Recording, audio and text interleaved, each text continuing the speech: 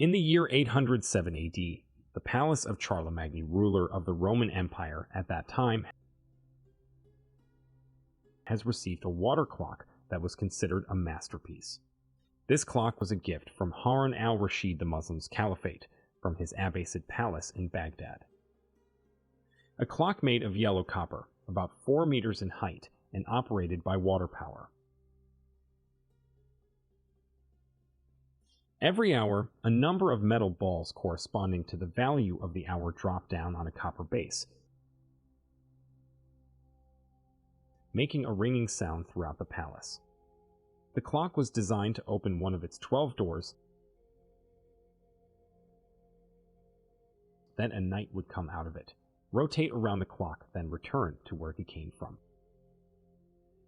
When it's 12 o'clock, 12 knights would come out at once, take a whole turn around the clock, then go back, and the doors would shut behind them. The clock fascinated Charlemagne and his men, and priests thought that a devil lived in it. So, one night they brought axes and wrecked it down, but they found nothing in there rather than machines and cogwheels. This story, narrated by some historians, is not an individual case in the history of Islamic civilization. The story is deeper than you think. To get the whole picture, we should look at the Western view of Islamic civilization and their testimonies about it, as the claim of being biased is unlikely when they speak of a civilization not of their own, because things are distinguished against their opposites. When the world spoke Arabic centuries ago, Islam has included people who were living in diaspora and war, making them masters of the world in every aspect. In this sense, the famous historian of science, George Sarton, says that there was a time when the main tasks of mankind were accomplished by Muslims. During the 4th Hijri century, 10th Gregorian century, the greatest philosopher, Al-Farabi, was a Muslim.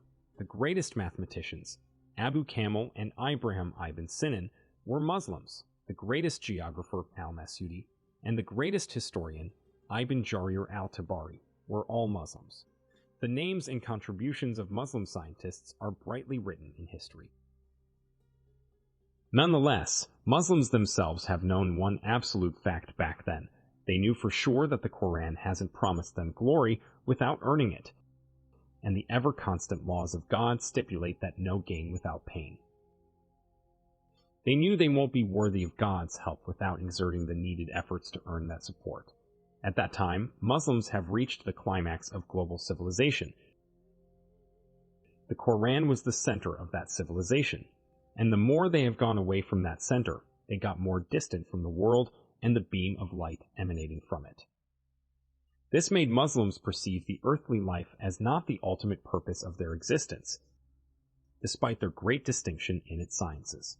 In this context, the Austrian thinker who converted to Islam, Mohammed Assad, Leopold Weiss, says that Islam does not share the gloomy view of life it teaches us, nonetheless, not to attribute to earthly life that exaggerated value which modern Western civilization attributes to it. The pride Muslims had in their doctrine was manifested in their relentless pursuit towards their Renaissance, which was noticed by many Western researchers.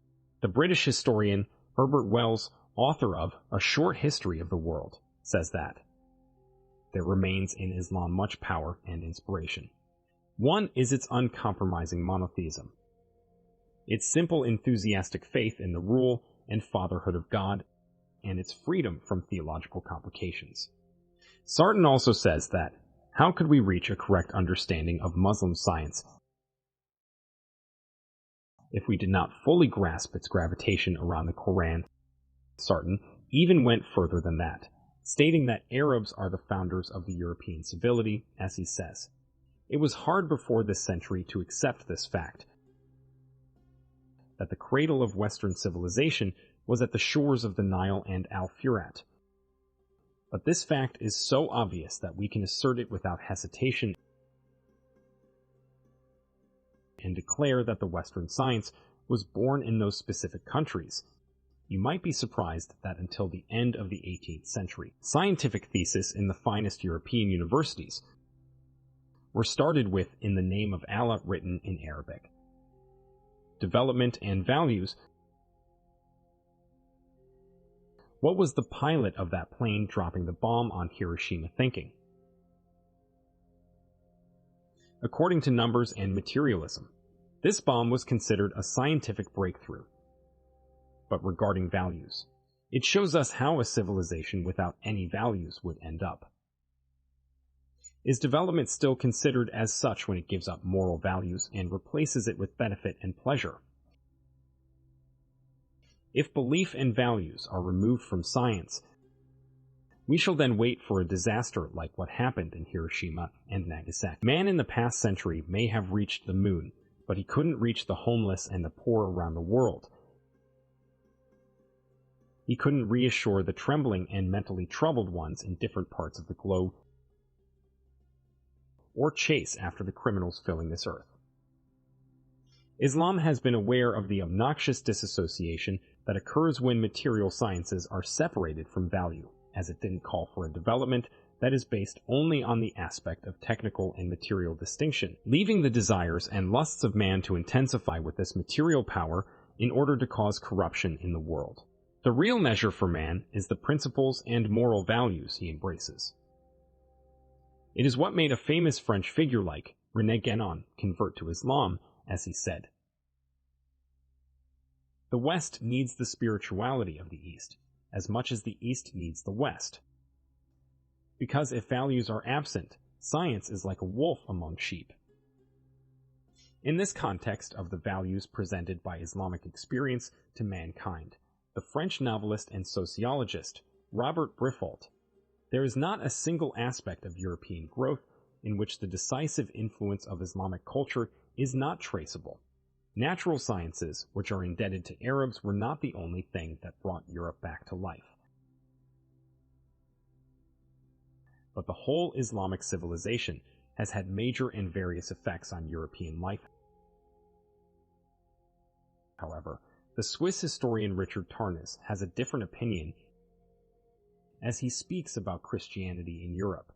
Christianity has presided over Western culture, not only bearing its central spiritual impulse for 2 millennia, but also influencing its philosophical and scientific evolution well on through the Renaissance and Enlightenment. Even now, the Christian worldview still affects, indeed permeates, the Western cultural psyche, even when the latter is most apparently secular in disposition. Horizon of hope. The Islamic Sharia, with all its vitality and impulse, hasn't been the reason Muslims fell behind. On the contrary, the ignorance about Sharia is one of the reasons behind the lagging of this nation. This is confirmed by Gustave Le Bon in his famous book, The World of Islamic Civilization. Western universities have not only been dependent on the books of Arabs for 5 centuries, but the Arabs have also civilized Europe physically, mentally, and morally, as history never known a nation with achievements like theirs. If we looked at the scripts that call for learning in the Islamic Sharia, we'll find too many to count. Muslim scientists have known that main industries are considered an obligation to the nation of Muslims, and they must be aware of the principles of such industries, lest that they become a burden on others. This is confirmed by Jonathan Lyons in his book, How the Arabs Transformed Western Civilization, as he said, "The House of Wisdom in Baghdad was a unique center for the study of human and natural sciences, including mathematics, astronomy, medicine, chemistry, biology, and geography. With the help of the Persian, Indian, and Greek text that reached us, those scientists have managed to collect the largest encyclopedia of knowledge in the world and develop it by their own discoveries." Muslims have been aware of these meanings throughout history. They knew that nature only gives its knowledge and reveals its secrets to those who strive and search through it. Europeans admitted this when they spoke about our immortal civilization. But the way of reviving the glory of our civilization and bringing back our previous greatness requires another renaissance, and it's the way our Islamic Sharia has ordered us to take. With knowledge you can raise a house that has no support. With ignorance an honorable and mighty home is brought to ruin.